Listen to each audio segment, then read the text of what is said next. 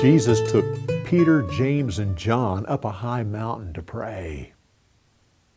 While the Lord prayed, the disciples went asleep.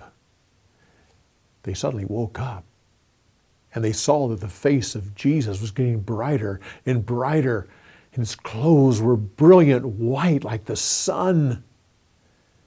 Then they saw two men standing next to them, Moses and Elijah. They were talking to the Lord about his upcoming death. And their clothes shone like the sun as well. Peter spoke up when he realized they were ready to leave, and he said, it's good that we're here, because then we can build 3 tabernacles, one for you and one for Moses and one for Elijah. Suddenly a bright cloud hovered over them, and they became afraid. Then they heard a voice saying, "This is my son, in whom I'm pleased. Listen to what he says."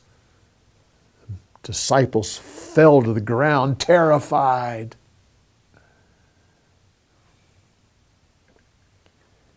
Jesus walked over to them and touched them and said, "Get up. Don't be afraid." When they looked up, they saw that everything was back to normal, and there was only Jesus there.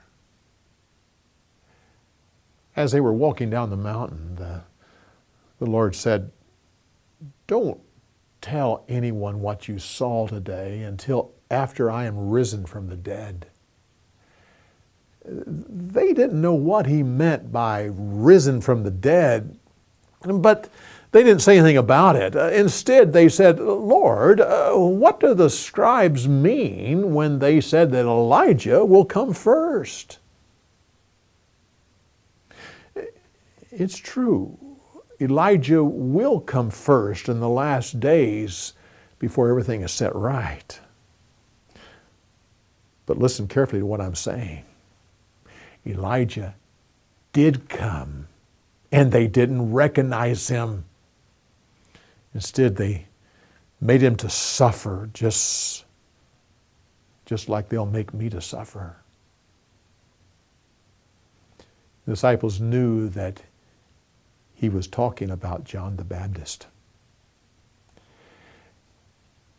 When they got at the bottom of the mountain, a large crowd was waiting for them.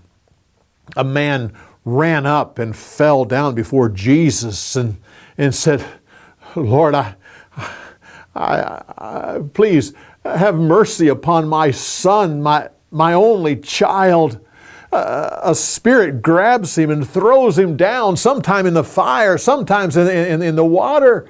He can't talk, and he foams at the mouth and has convulsions.